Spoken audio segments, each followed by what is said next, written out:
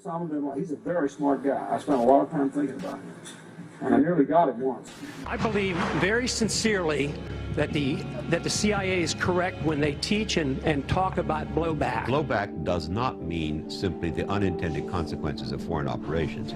It means the unintended consequences of foreign operations that were deliberately kept secret from the American public, so that when the retaliation comes, the American public is not able to put it in context, to put cause and effect together, that they come up with questions like, why do they hate us? Oh, shit! Have you ever read about the reasons they attacked us? They attack us because we've been over there. We've been bombing Iraq for 10 years. We've been in the Middle East. I think Reagan was right. We don't understand the irrationality of Middle Eastern politics. What if occupying countries like Iraq and Afghanistan and bombing Pakistan is directly related to the hatred directed toward us? What if someday it dawns on us that losing over 5,000 American military personnel in the Middle East since 9/11 is not a fair trade-off for the loss of nearly 3,000 American citizens, no matter how many Iraqi, Pakistani, and Afghan people are killed or displaced?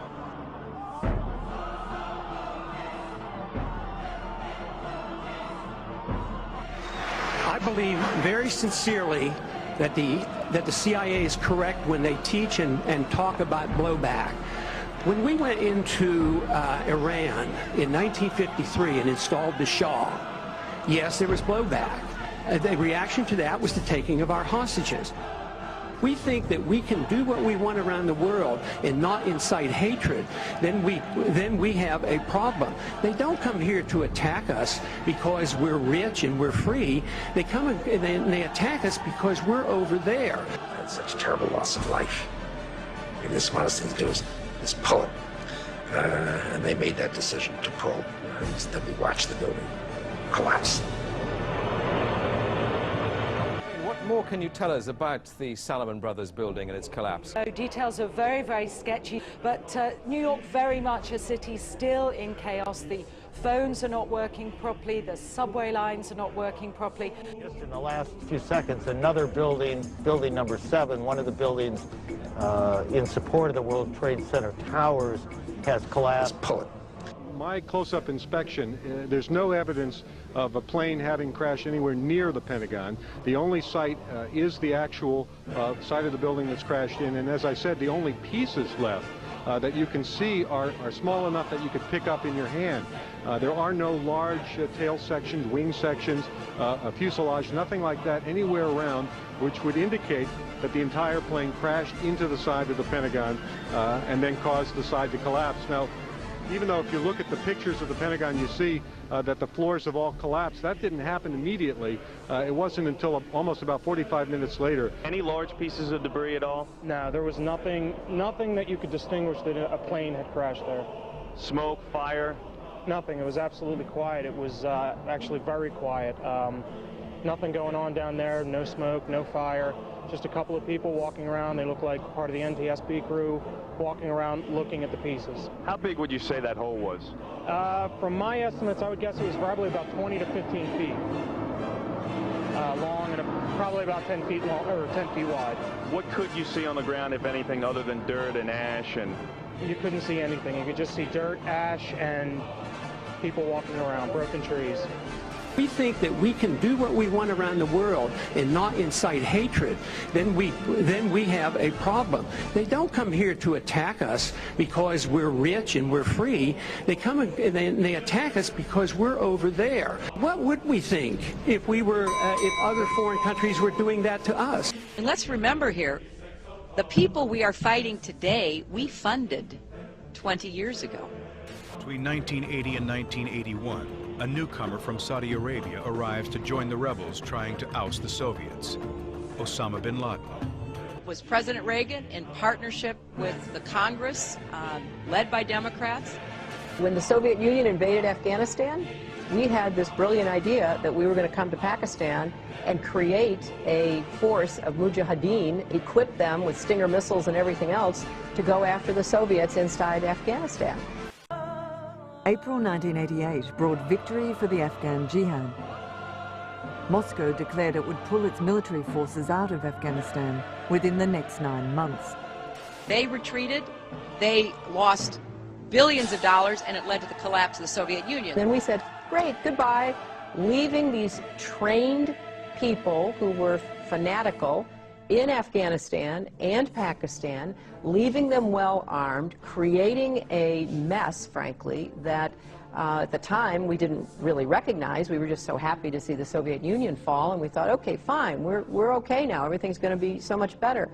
Now you look back, the people we're fighting today, we were supporting in the fight against the Soviets. We've been in the Middle East. I think Reagan was right. We don't understand the irrationality of Middle Eastern politics. You have declared a jihad against the United States. Can you tell us why? The US government has committed acts that are extremely unjust, hideous, and criminal through its support of the Israeli occupation of Palestine. And we believe the US is directly responsible for those killed in Palestine, Lebanon, and Iraq. Due to its subordination to the Jews, the arrogance of the United States regime has reached the point that they occupied Arabia, the holiest place of the Muslims, who are more than 1 billion people in the world today. For this and other acts of aggression and injustice, we have declared jihad against the US. They attack us because we've been over there. We've been bombing Iraq for 10 years. Wendell, may I make a comment on that? That's really an extraordinary statement. It's an extraordinary statement as someone who lived through the attack of September 11, that we invited the attack because we were attacking Iraq. I don't think I've ever heard that before, and I've heard some pretty absurd explanations for September 11. And we believe the US is directly responsible for those killed in Palestine, Lebanon, and Iraq. I'm suggesting that we listen to the people who attacked us and the reason they did it. The arrogance of the United States regime has reached the point that they occupied Arabia, the holiest place of the Muslims. We're there, occupying their land, and if we think that we can do that and not have retaliation, we're kidding ourselves. That kind of isolationism, sir, is what caused World War II. For this and other acts of aggression and injustice, we have declared jihad against the US. We need to look at what we do from the perspective of what would happen if somebody else did it to us.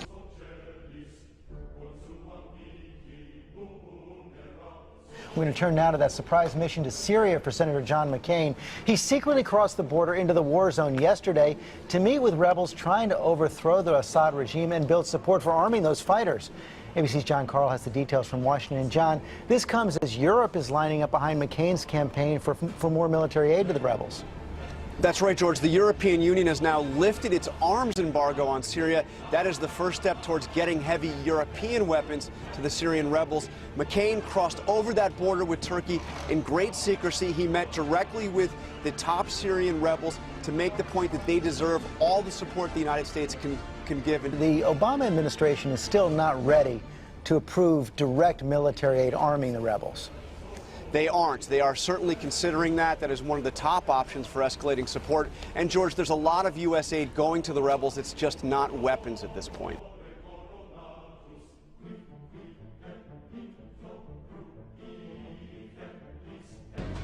So, here you go.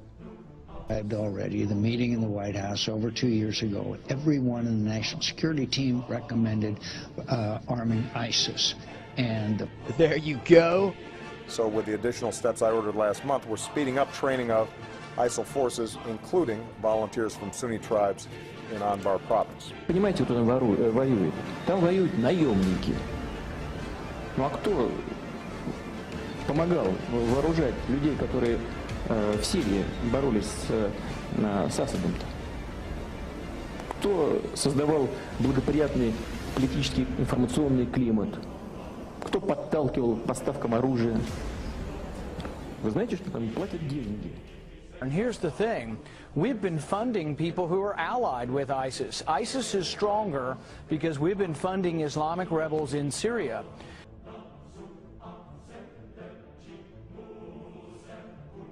I'm concerned about this report about Syrian rebels and the ceasefire with ISIS. Senator But that's Paul, not true. Well, it's not true. It's you want me not to read true. from the, Whether I don't care about the report. I know these people intimately. We talk to them all the time.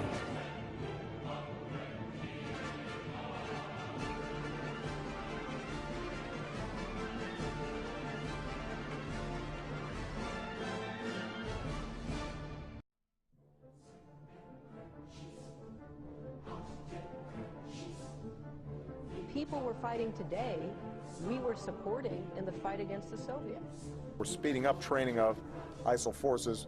Osama bin Laden, he's a very smart guy. I spent a lot of time thinking about him, and I nearly got him once. I know these people intimately. We talk to them all the time. We need to look at what we do from the perspective of what would happen if somebody else did it to us.